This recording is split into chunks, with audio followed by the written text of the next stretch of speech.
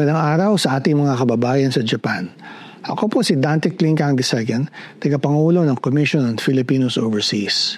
Ang CFO ay ang ahensya ng pamahalaan na natasang mangalaga at pakipag-ugnayan sa komunidad ng mga Pilipino sa ibayong dagat.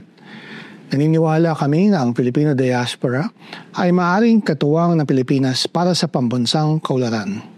Para sa kalaman ng ating mga kababayan sa Chubu Region, ang CFO sa pakipagtulungan sa ating Philippine Consulate General sa Nagoya ay magsasagawa ng ugnayan series.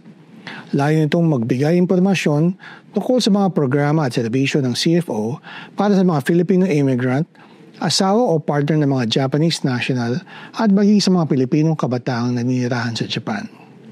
Ang ugnayan series ay gaganapin mismo sa PCG Nagoya mula 6 p.m. hanggang 7:30 p.m. sa November 10, 2025. Para naman sa mga hindi pa nakakapag-register sa CFO, maaari din po kayong pumunta sa konsulado para sa aming mobile registration services na gaganapin mula 9 a.m. hanggang 7:30 p.m.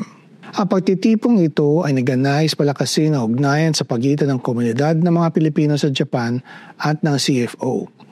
Ito na rin ang aming pagkakataon para pakinggan kayo at matuto mula sa inyong mga karanasan bilang mga migrante sa Japan.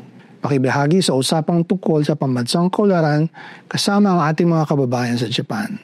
Maraming salamat at magkita-kita po tayong lahat sa CFO Ugnayan Series. Mabuhay ang migranteng Pilipino, mabuhay ang bagong Pilipinas.